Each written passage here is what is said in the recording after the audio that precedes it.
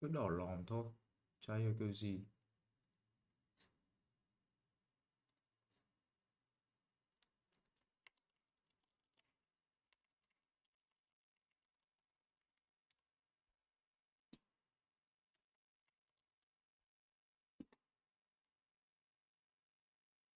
If you're having issues on your stream and you're not sure what settings you need for your PC, check this out next time you're live. In OBS Studio, if you go over to View and click on the stats, we have a useful layout to see where we can improve. Skipped frames typically means your settings are too high for the specific PC you have, and dropped frames typically means your internet isn't fast enough for the bitrate you chose. Don't miss out. Follow for more.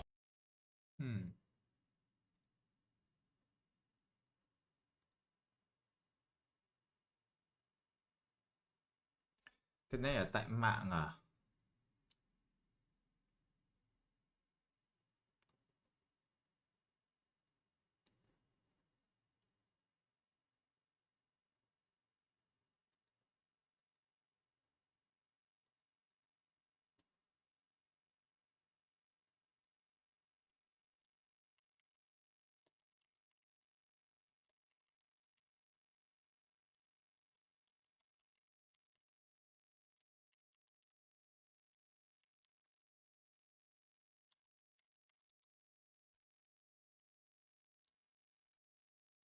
This one OBS setting is clutch for people with unstable internet. If you go to your OBS then settings in advanced and scroll down a bit, you will find an option called dynamically change. Không được. Sao mà cái này của mình không thay đổi được nhỉ?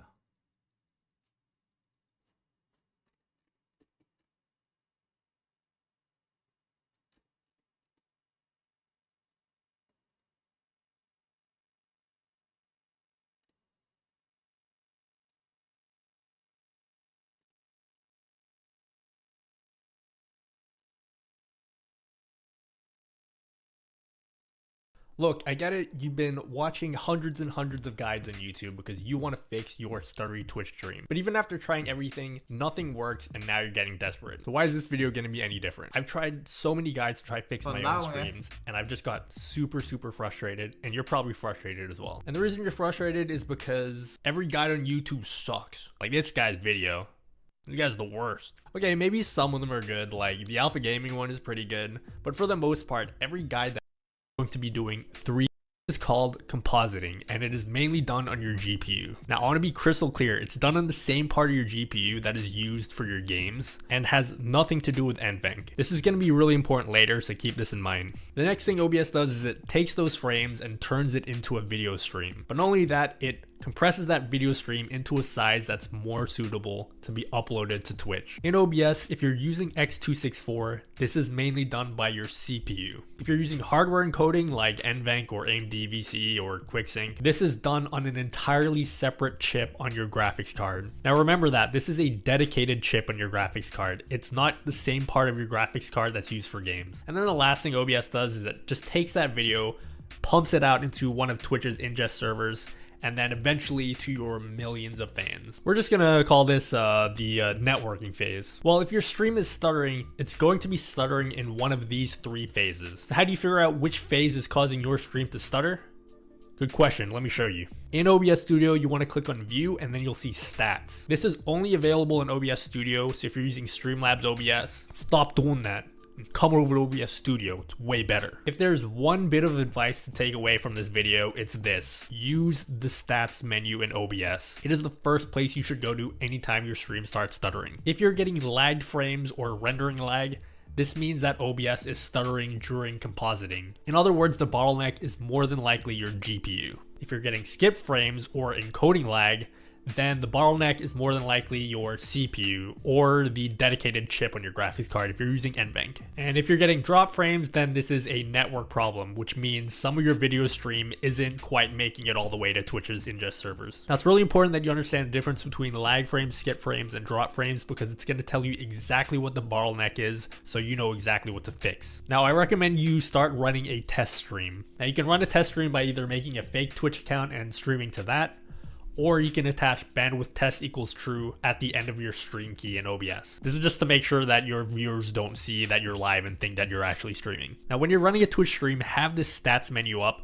and take a look at it. Once you get stuttering, you're going to see one or more of these numbers go up. The number that goes up is going to tell you what your bottleneck is. All right, now you've done a test stream and you know what your bottleneck is. We're going to talk about each type of lag and things that you can try to fix it. I'm going to leave timestamps here, so if you're having one of these problems, you can just skip ahead to the part that's relevant to your situation. All right, let's talk about drop frames. Now, this could either be really easy to solve or really difficult to solve. There's only one number that matters in OBS, and that is your bitrate. Nothing else matters. I know you've probably seen another video that changing your resolution can help, or maybe changing encoder. OBS doesn't work like that. It's only your bitrate that matters. And all that you need to do is make sure that your upload speed is fast enough to support the bitrate that you put into OBS. All right, so all I need to do is go to speedtest.net and find out how fast my upload speed is. Wrong. I know every single video you've ever seen has told you speedtest.net, and by all means, if you're having general internet problems, then yeah, go use that site. But that only tests your upload speeds to their servers. It doesn't tell you how fast your upload speed is to Twitch. So instead, we're going to be using a tool called Twitch Test, and what this does is it tests your upload speed directly to all of Twitch's servers. So this is the most accurate speed test you could ever do. So go into the description box down below, download Twitch Test and run it. It's going to ask you for your stream key and then to select every server that you want to test. After that, just hit start and let it run for a minute. When it's done, you're going to see a bunch of numbers. What you're looking for is the server with the highest speed, the lowest round trip time, and the highest quality, as close to 100 as you can get. Once you have the speed, you just want to make sure that the bitrate that you put in OBS is lower than the number you get in Twitch Test. I would say keep it to a max of like 80% of this number just to give it a little bit of headroom. Just don't go over 8,000 kilobits per second because Twitch hard caps you and none of your viewers will be able to watch your stream. Like literally, your viewers will just get a black screen. I've tried it before. You might also want to manually select the server that you want to connect to. By default, Twitch is set to auto, so it decides for you. So just go ahead and set that manually just to be sure you're connecting to the fastest server. And of course, all the general network troubleshooting stuff applies, so reset your router. Make sure all your network drivers are up to date, or use Ethernet instead of Wi-Fi. Don't ever use Wi-Fi. But if you're 100% sure that you've done all of that, and the speeds that you're getting on Twitch tests are nowhere near Okay.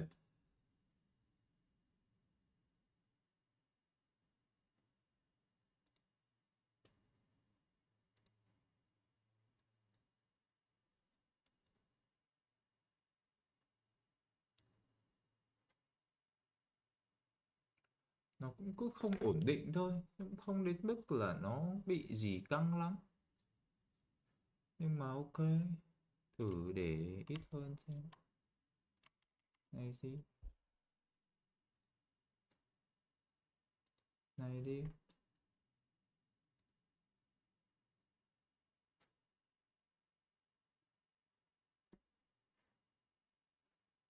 Này đi.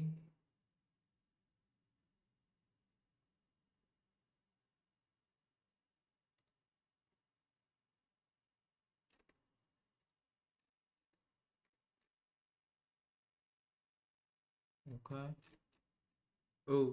Trông ok hơn này, xanh led này. Lại đỏ. À không, apply cái đã.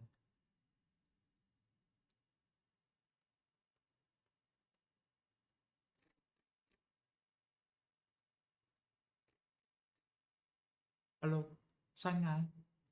Trông tươi này. Tươi tươi này. Xem stat xem nào. Vẫn drop. Động mà. Vẫn drop.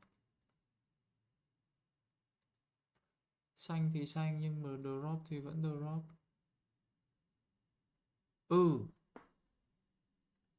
Đẹp đấy. Số liệu các thứ trông tươi đấy. Ok nhá.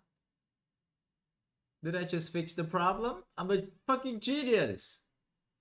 I'm a genius. Yes. Who's your daddy?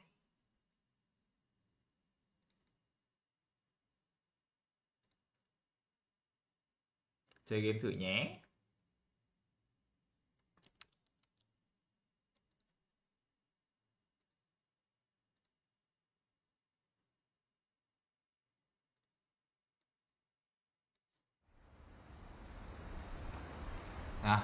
Xem Barbara ra sao nào.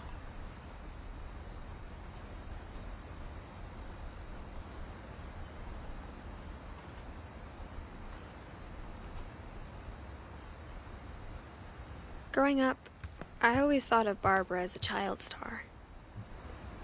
Bé Barbara lúc nào I đứa never trẻ thought about how hard it must have been for her afterwards. ngôi sao. Cuộc sống sau này rất là vất vả, khó khăn khi nó không còn là ngôi sao. Of all the stories people wrote about Barbara's death, I'm surprised Edie saved this one. Đây là chuyện người ta viết về cái chết của Barbara. Old Jack here with another ghastly tale inspired by America's most unfortunate family. Tiếp tục một câu chuyện I'm rùng calling rợn it truyền cảm The hứng bởi một gia Surprise đình Ending kém may mắn nhất of nước Mỹ. Barbara Finch. Cái kết bất chợt của Barbara As a Finch. child Tôi là đứa star, trẻ. Barbara was famous for her scream. Vì cái tiếng hét của cô ấy. Now at 16, she Bây was giờ all 16 washed tuổi up. rồi. A Bây giờ hết has-been. hồn. But in a lucky break, she'd been asked to perform her signature scream at a local convention for monster movie fans. It was just the boost her career needed. Tái hiện lại tiếng hét đấy cho các cái gọi Her scream hadn't fan của aged quái well. vật. Bây giờ Getting hét better. thì rất I dài. think you just need the right motivation. Her biggest fan and current boyfriend, Rick, was about to What? demonstrate when... Now that was a great scream. It was Barbara's father, Sven. He'd slipped into a table saw and had to be rushed to the emergency room. So Bố ngã vào đến cưa, Barbara got hét stuck to lên và babysitting her bảo youngest chúng brother nó bảo Walter. đấy là cái tiếng hét mà Her chúng nó muốn. convention comeback was cancelled. Và sau cái tai nạn đấy thì Okay, nó phải I'm ở nhà hearing trông em frustration, nên là bị but hủy. I'm not hearing terror. Không được What đi if I giết. tried... A gang of hoodlums in Halloween masks have been terrorizing Orcas Island tonight. Police are urging residents to... That came from the basement. Một You're gang nó right. đang- Also, I Tấn công loved nơi your bố. delivery on that. Why is your basement door locked? Because my dad likes making puzzles and secret passages. Sao cửa There's a tầng key hầm này hidden khóa? in the music box. Bố The thích secret is to keep winding and làm puzzle, winding các câu đố until ở cái đường finally đi the bí mật key ở dưới pops đấy. out. Thanks, babe. I'll be back in a sec. 20 minutes later, 25 Rick phút sau, hadn't returned. Rick không trở lại. So Barbara went to look for him. Barbara đi Right tìm on cue. ngay đúng lúc. She reached for the music box. Cô với lấy cái And hộp. as she wound the key, she listened for Rick, but the house was silent. Trong lúc lấy chìa khóa thì cố nghe xem Rick ở đâu nhưng mà căn nhà rất là im lặng. Ê.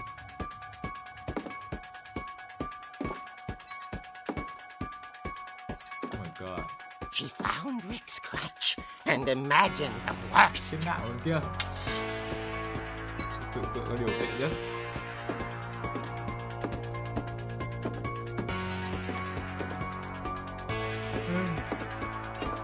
Đâu rồi?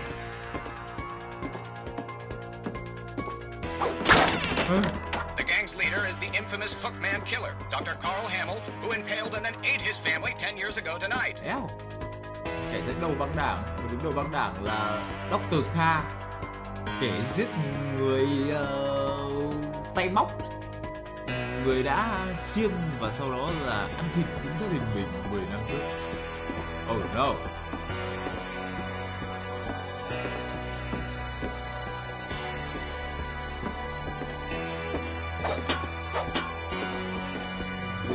Đây là cái table saw này, cái bàn cưa mà bố ngã vào này.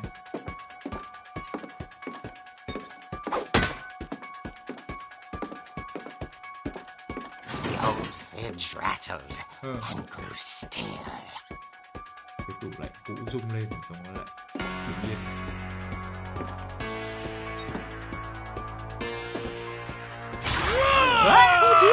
Mày Rick? Barb, Rick này. relax. I was just trying to scare you to help you find your scream. Nó Well, định dọa I'm mình để not cho mình scared, Rick. I'm furious. Then That's what's act furious. Tao giận All I'm dữ. getting from you now is that you're hurt and Ta phải giận confused. dữ đi. She threw him out, but she Ew. kept a little something to remember him by. Barb, have you seen my other crutch? And she was still Nhưng mà holding it ném ra ngoài nhưng when mà she fell asleep vẫn giữ lại cái watching đạn. the late picture show. Hours later, Barbara! Walter, what's going on up there? Sao đây Water? Okay, I'm Ok, coming up. tôi lên đây. But if this is a trick, you're dead, Walter. Mày lừa em chết ra. Water. Are you okay, Water? Sup, homie? I'm coming.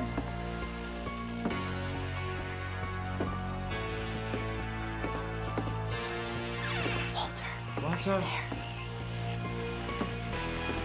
Walter had vanished, Water biến but mất. his bedside radio was still on. Mà cái Orcas radio Island ở police trên... described the man as 6 feet tall with a steel hook for a hand. Residents are urged to lock all doors and windows and notify the police of any suspicious activity.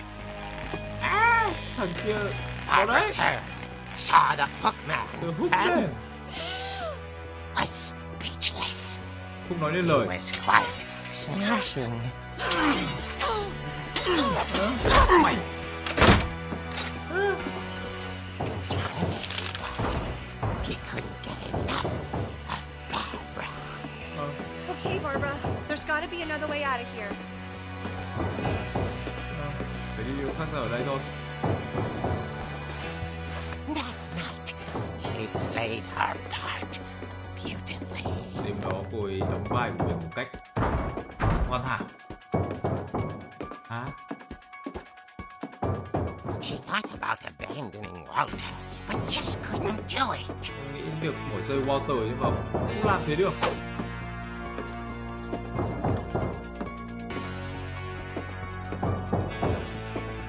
Molly's door hadn't been opened in years. The hinges groaned. Phòng này lâu không mở rồi. Cái cửa nó kêu.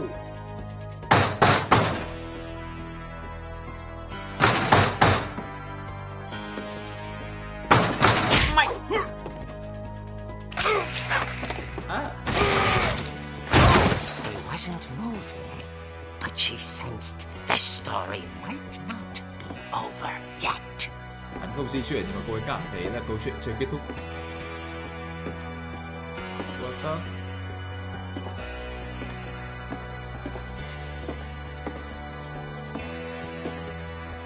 Finish him.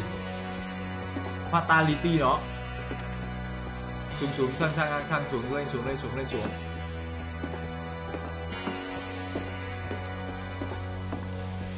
The hookman had vanished. Oh no, cô biến mất rồi. She listened for his breathing, but Cô all nghe she xem thở không? heard was Tất cả nghe được là chuông cửa.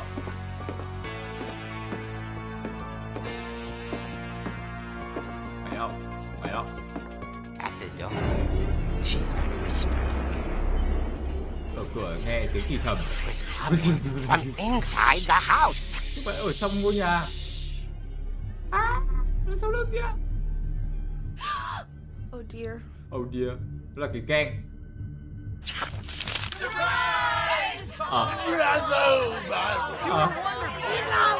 Vãi cả trưởng. Monsters had come to surprise her. Ra là bữa tiệc bất ngờ từ bọn monster. It was a dream come true.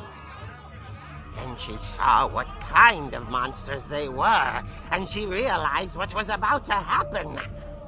She was going to be famous. And with her final breath, Barbara Finch gave the performance of her life.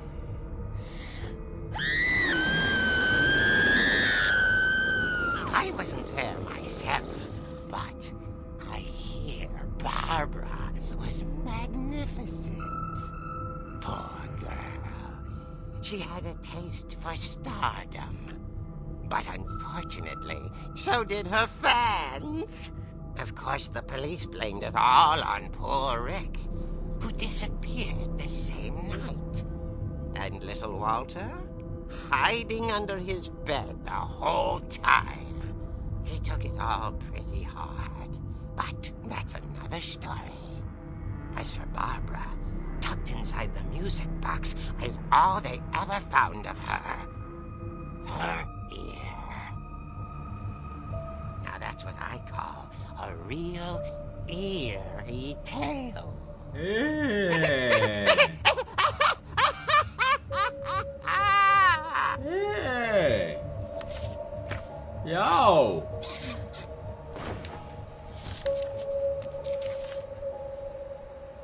Edie told me all Barbara wanted was to be remembered, as absurd as that comic was. Maybe what Edie saw was a happy ending. Edie bảo với tôi là tất cả những gì Barbara muốn là được nhớ đến. Và cuối cùng nó được nhớ đến thật rồi. Holy crap. Thế tóm lại là cái bọn monster fans đấy nó là monster thật anh em ạ. Nó làm cái party đấy, nó giả vờ nó hù con bé này cho nó hét, xong rồi hóa ra là chúng nó là monster thật, xong nó chén. As in like literally còn mỗi cái tai. Oh my lord. Ê. Mười rồi đúng không? Ngon rồi đúng không? I guess now I know why Mom didn't like me playing with the music box. Bây giờ biết tại sao mẹ không muốn tôi chơi với cái hộp nhạc đấy rồi. Trong đấy có tai của Barbara đấy.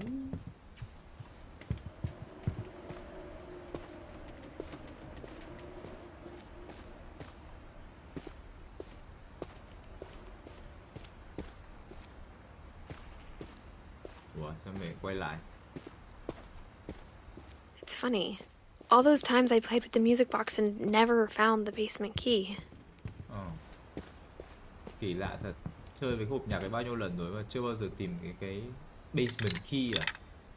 Chìa khóa tầng hầm à?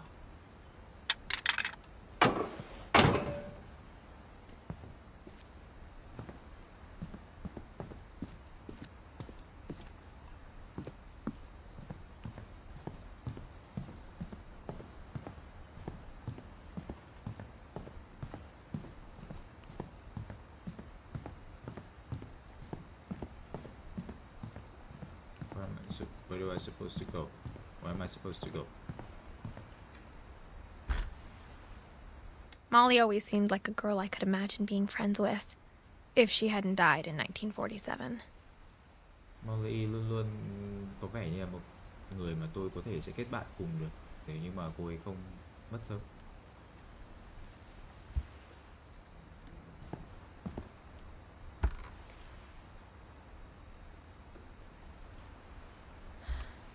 I wonder if that comic was right about there being a key inside the music box near the basement.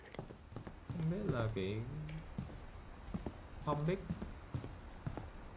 không biết là trong cái chuyện đấy nó bảo là có cái chìa khóa trong cái hộp nhạc gần tầng hầm, có đúng không? Xuống thử tầng hầm sao? Where would the basement be?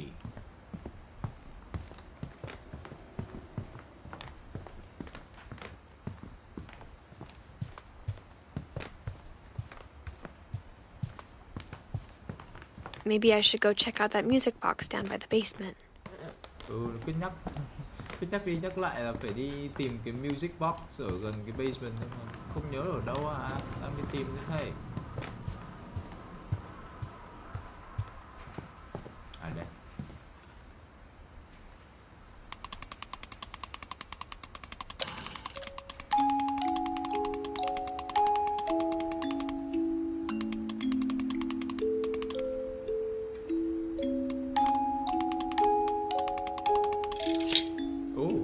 Đấy.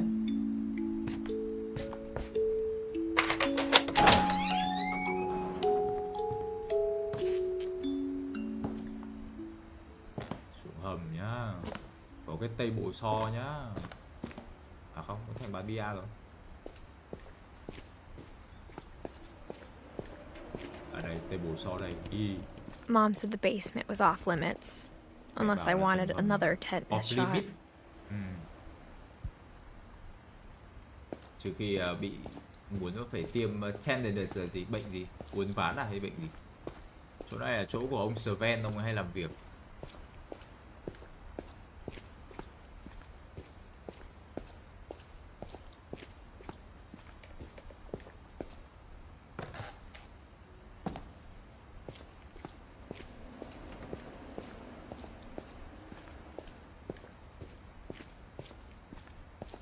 I saw Edie sneak down to the basement once, carrying packages.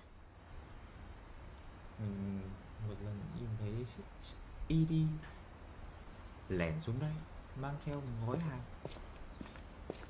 I thought maybe she was hiding presents. Chắc là đang giấu quà.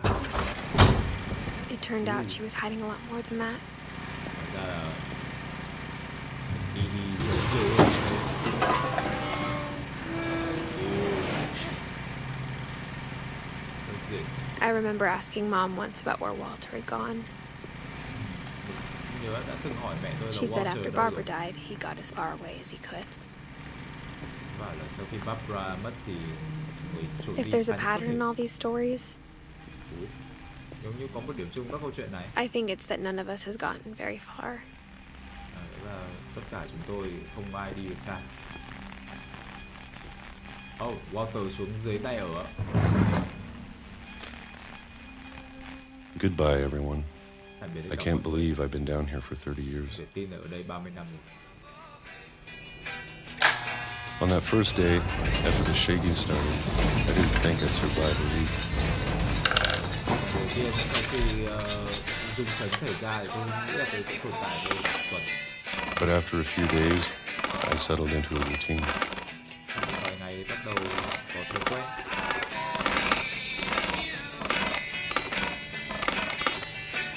That's what kept me sane. Đấy là điều giữ giúp tôi tỉnh táo.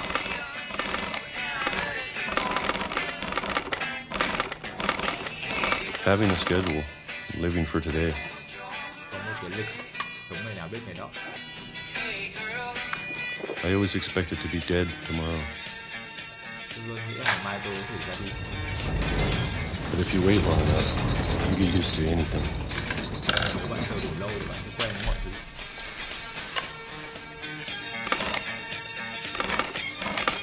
Ngày nào cũng một đồ hộp. Even a monster on the other side of the door starts to feel normal.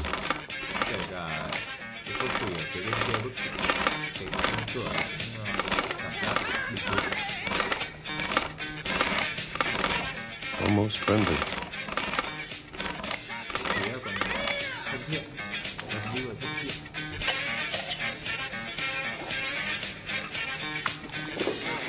And then one day, everything just Và một ngày mọi thứ stopped. thế là dừng lại. Whatever that thing was, it was gone. Bất kể thì đó là Maybe it got tired of waiting. có thể là Or maybe I just got tired of being afraid. hoặc là tôi chán cái cảm giác sợ hãi quá.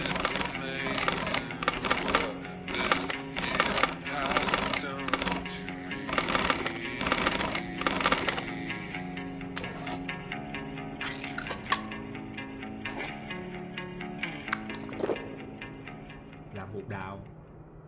It's been a week now, the longest in 30 years. Một tuần rồi, lâu nhất trong I'm done waiting. thì không I chờ have đợi to đâu. leave Tôi phải while I rời still khỏi đây can. thì tôi còn có thể.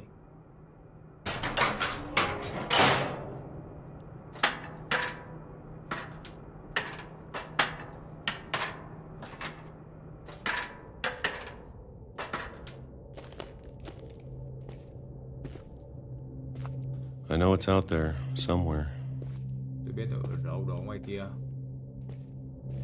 Whatever killed Barbara bất kể thứ gì đã and Molly mang Barbara đi và Molly đi and Calvin. và Calvin. Maybe this is all a mistake. Có thể tất cả đều là một But I need to stop living the same lỗi day. lầm. Nhưng mà even if it kills me. Tôi cần phải đi sống lại một ngày. Kể lại việc đấy, có nghĩa là tôi sẽ phải Whatever's out there, đuổi đi. I want you to know I'm ready for it.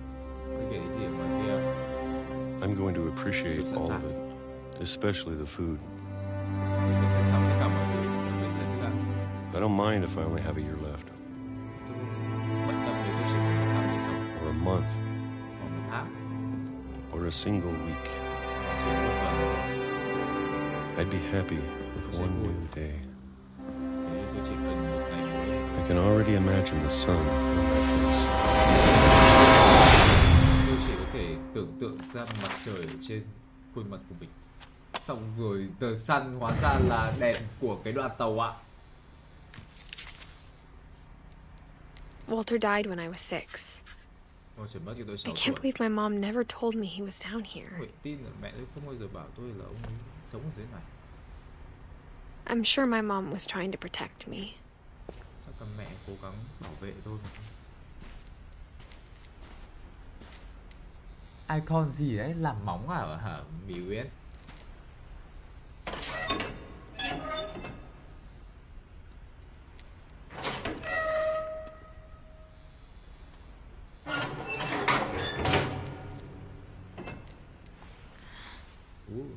Đồ sách ấy.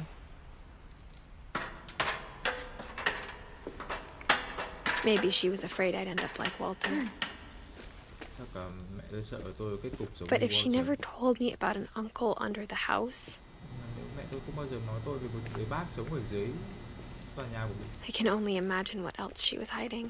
tôi chỉ có thể tưởng tượng là mẹ tôi còn giấu điều gì nữa. I don't want to make the same mistakes she made, Tôi không muốn phạm sai lầm của bà ấy. trying to bury something that's still alive. Cố gắng chôn vùi một thứ gì đấy vẫn còn sống. Now that there's only one of us left, Bây giờ chỉ or còn một người maybe two, hoặc là hai người trong số chúng tôi còn lại.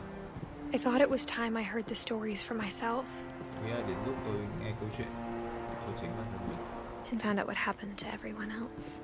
và tìm hiểu là chuyện gì đã xảy ra với tất cả mọi người khác. But now I'm worried the stories themselves might be the problem.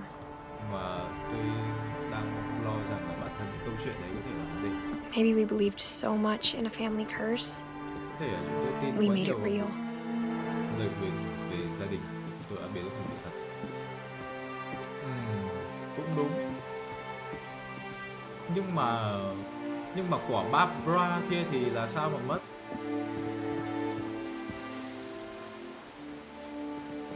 Không, thật ra là cũng có thể là quả Barbara đấy là bị cái thằng người yêu nó I don't know if I should even be writing this.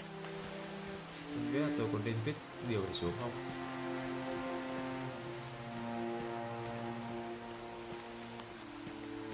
Maybe it'd be better if all this just died with me. Lẽ sẽ tốt hơn nếu tất cả điều này cùng ra đi cùng với tôi. But I thought you should know about your family. Nhưng mà tôi nghĩ là bạn nên biết về gia đình của bạn And the history you're a part of. và lịch sử mà bạn là một phần của nó. Though to be honest, I feel as lost as you probably do right now. Dù thật lòng mà nói tôi cảm giác lạc lõng như có thể là bạn đang cảm thấy bây giờ vậy. I think the people in these stories believed them, for what that's worth. Nhưng mà dù sao tôi nghĩ là những người trong câu chuyện này thì tin là nó là sự thật. Game này nó dắt mình đi hay vãi. Nó hiện kiểu dialogue ở trên đường đi ấy. Trời đỡ sốt ruột. And when you look at the house, Khi bạn nhìn đến ngôi nhà that history of imagination and stubbornness and madness, và cái lịch sử về Any sự of it cứng seems đầu, possible. điên rồ của nó thì bất cứ điều gì đều khả thi.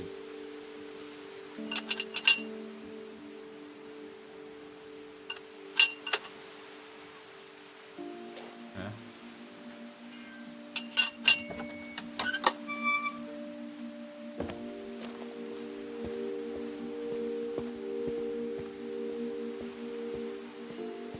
I I think we've been surrounded by death for so long, we've just gotten used to it. Nghĩ chúng ta đã bị bao quanh bởi What chết kind of quá family lâu, finishes quen với building nó. a cemetery before starting the house? Loại gia đình nào hoàn thiện cái nghĩa trang trước khi xây dựng ngôi nhà của họ?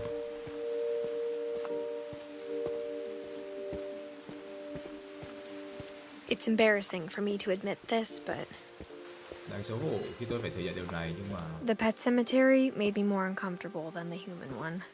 cái nghĩa trang thú cưng 3 of the làm cho gerbils tôi were không mine. thoải mái 2 had been my fault. hơn là cả cái dành cho người. 2 con gerbil là của tôi.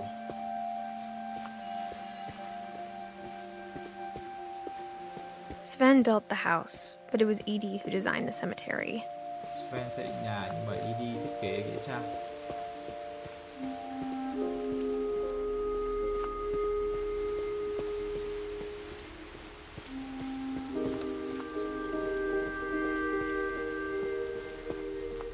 I'm sure Odin's monument had been Edie's idea. Là tượng của My mom Odin was là ý always tưởng trying to của move Eddie. on, but for Edie, the past never went away. Mẹ tôi thì cố gắng quên đi, nhưng mà với bà thì quá khứ không bao giờ biến mất cả.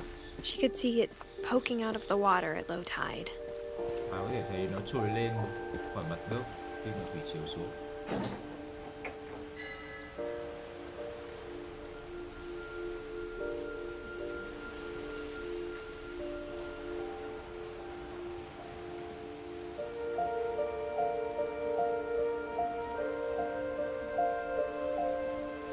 Rồi nhìn cái gì?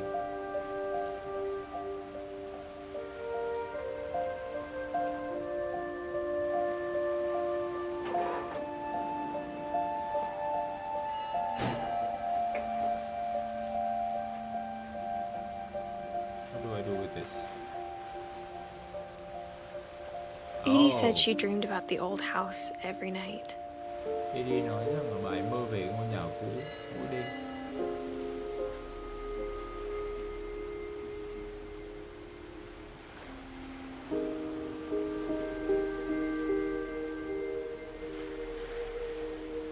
Rồi nhìn ngôi nhà cũ rồi sao nữa?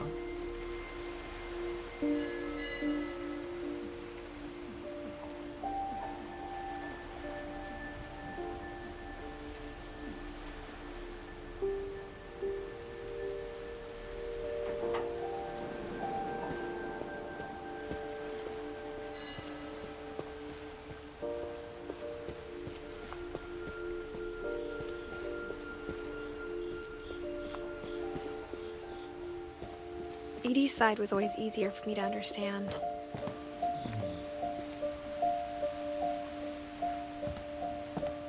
But the older I get, the more I can see where my mom was coming from. Tôi luôn luôn có thể hiểu bà tôi hơn từ trước đến giờ, nhưng mà càng lớn thì lại hiểu quan điểm của mẹ hơn. She lost 2 of her brothers, just like I did. I get why she tried so hard to protect us. Bà ấy đã mất 2 người anh trai như là tôi vậy, nên là tôi hiểu tại sao bà ấy lại cố gắng bảo vệ chúng tôi.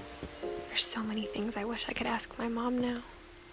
Rất nhiều Part thứ of mà me tôi ước tôi có thinks thể this hỏi is mẹ what mình. she wanted all along, Phần for trong me to tôi come back someday muốn hỏi rằng là and có phải find là everything out for myself. đây là điều bà ấy muốn không? Quay trở lại đây và tự tìm hiểu một.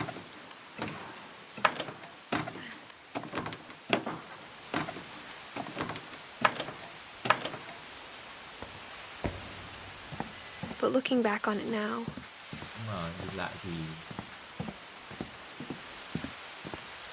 if she told me there was going to be so much climbing, nếu như mà mẹ tôi bảo là phải trèo nhiều cái này ấy, thì còn lâu. I never would have come when I was 22 weeks pregnant. Oh my god. Không bao giờ tôi đến đây khi tôi đang bầu 22 tuần tuổi. Tôi đang bầu hả? Yo. Lại còn treo. Uầy. Rồi. Chị ơi. Bụng mang dạ chữa.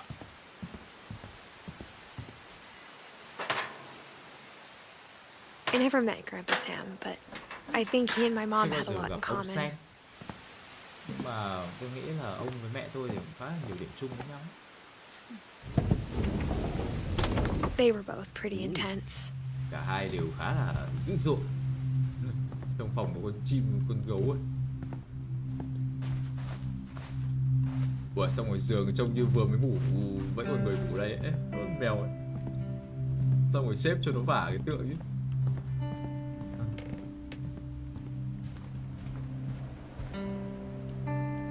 Về máy bay, thầy Trần. Instead of hiding from death, Sam seemed to go out of his way to meet it. Thế thì việc chạy trốn của cái chết thì Sam có vẻ là lao đầu ở phía đó. À, ông cựu chiến binh, súng xiếc các thứ này.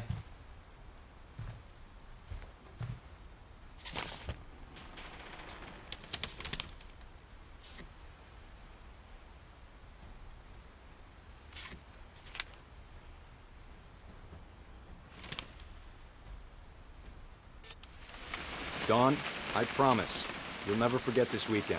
Yes, sir. These memories are gonna last a lifetime. Không bao giờ quên cuối tuần này. Cái ký ức này sẽ Am I gonna have to tồn shoot tại cả đời. anything? It's a hunting trip, Dawn. Shooting is strongly encouraged. Phải bắn con gì không ạ? Chuyến đi săn mà, bắn nhá, bắn mạnh nào. Shouldn't we be leaving? Just want to get a shot of you, Dawn, then we can take off. À, có đừng có đi ở đây không ạ? Phải chụp ảnh đã. Ok. Not quite. Đấy. Perfect. Làm bức ảnh đã. It's gonna rain the whole weekend, isn't it? Sẽ mưa cả cuối tuần này phải không? I will never forget this weekend, Dad. That's the spirit. Không bao giờ quên cuối tuần này đâu. Okay, Thế got chứ. it. Hay quá nhờ, cho I'm chụp gonna ảnh take some này. pictures, okay? Just be careful. That camera's older than you are. Camera cũ hơn những con này, cổ hơn những con này.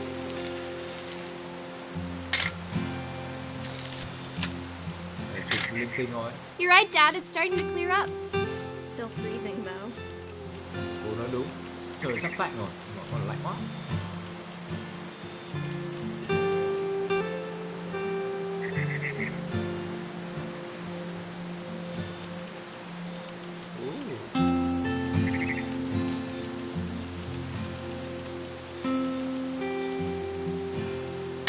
Làm ảnh con chim liền.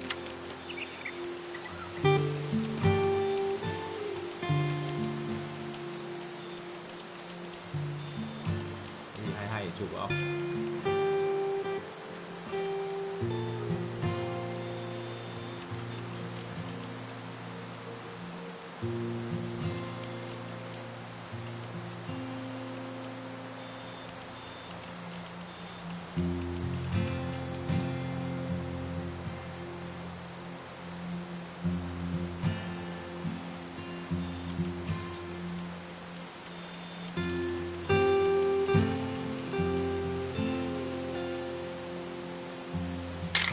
Nghệ luôn chứ.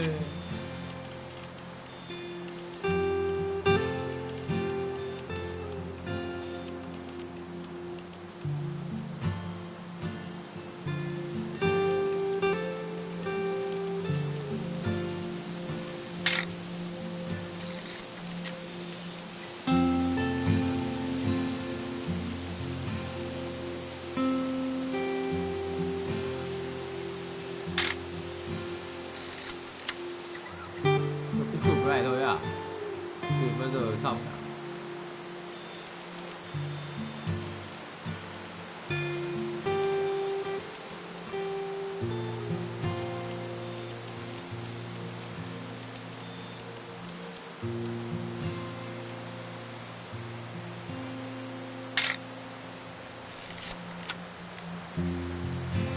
Chụp được con chim hay rồi. À đấy. À chắc là phải tìm con chim để chụp.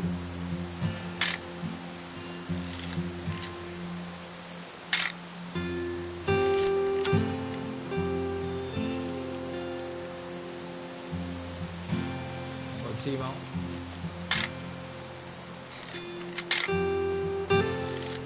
Nhiều chim quá, chụp cái khác đây.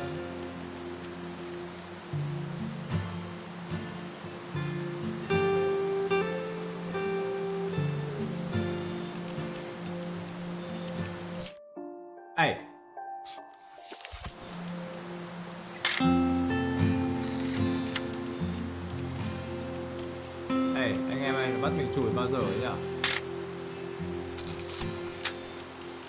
Có cái gì thay đổi trên màn hình không? Không đúng không?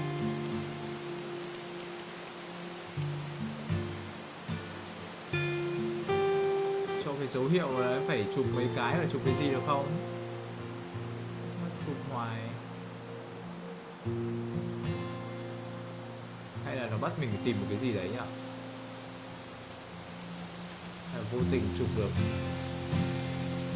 vụ án đang xảy ra không? Có con chim ở đây thôi. Nãy chụp một con chim nó ỏ cái. Bây giờ chụp linh tinh chả thấy yếu thêm cái gì cả.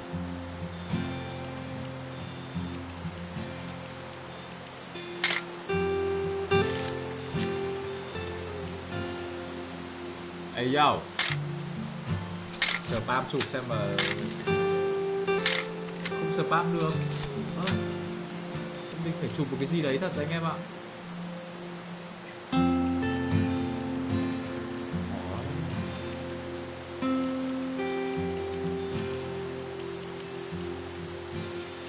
Giờ lập thợ ảnh luôn mà.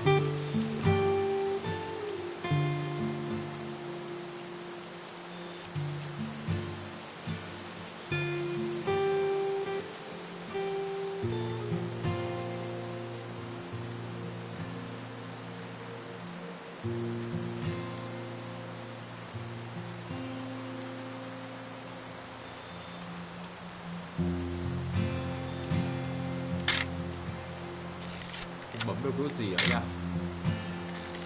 Chỉ có tua zoom ra zoom vào thôi. Lúc đầu chỉ bảo là gonna take some pictures thôi đúng không em? Not have drunk all that coffee. Ôi. Không nên uống nhiều cà phê thế. Hold still while I take a picture of you. I definitely won't be moving. Hey! That's a keeper. I'm just saying, I'm not always gonna be here, Don. You'll need to remember this stuff if you want to survive. I'll be fine, Dad. You know who else thought he was gonna be fine? Some guy who died. Don, I'm being serious. I know, Dad.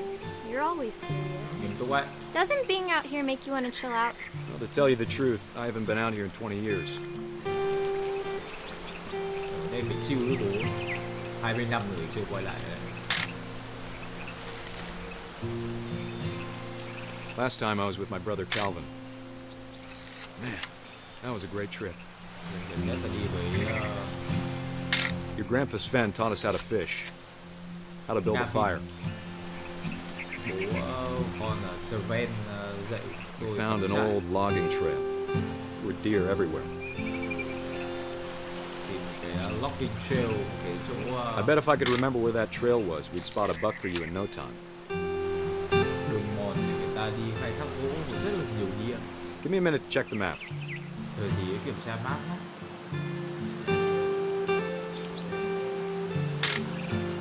Don, don't you think you could find something more interesting to photograph? Let's see. Dad! Good eyes, Don.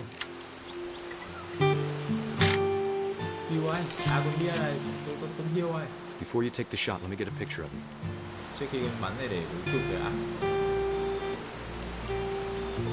Dad, I...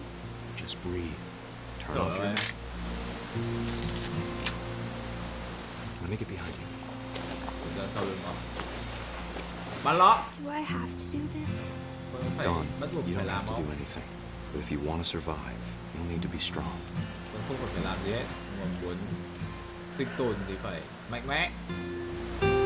Now keep yourself squared up, elbows down, like we practiced. Whenever you're ready.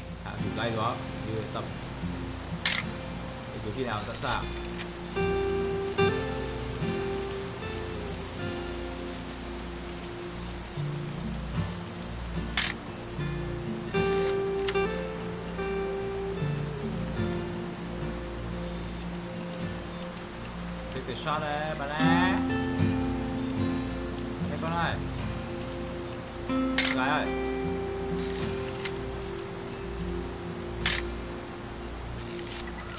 À đây chứ. Quên mất. Great shot, Don. Sợ. Bạn sau. Selfie. I'm proud of you, Don. Always remember that, okay?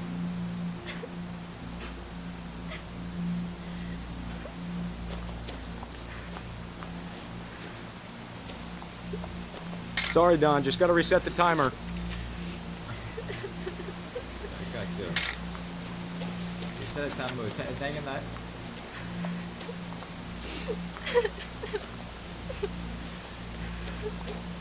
Dad, it's twitching. I think That's it's totally so... normal, Don. Just focus on the camera. Try not to think about... Oh! Oh my god. That's perfectly normal. Đi lên chụp bài cả. Of all these stories, that's the one I wish most that my mom had told me. Tất cả câu chuyện thì đây là câu chuyện mà tôi ước là mẹ kể cho tôi. Oh jeez. Oh my god. Ai, quả táo. Ok guys, test lại mạng một tí, có vẻ là chúng ta đã tìm ra phương án khắc phục đó rồi. Thì hôm sau mình sẽ lưu ý cái phần này hơn một chút để mấy cái buổi stream sẽ không bị giật lag. Ok, hôm nay cũng hơi muộn rồi, hôm nay cũng là cuối tuần, chúc mọi người ngủ ngon nhé. Hôm nay cũng hơi lag nên là anh em xem mà không được thoải mái cho lắm. Ok, nhưng mà anyway the problem đã được xử lý. Ok, lần sau chúng ta sẽ có những buổi stream nó mượt mà hơn. Ok, thank you guys so much. I'll be seeing you guys later. Alright, love all. Chúc mọi người một tuần mới thật là nhiều năng lượng. Ok.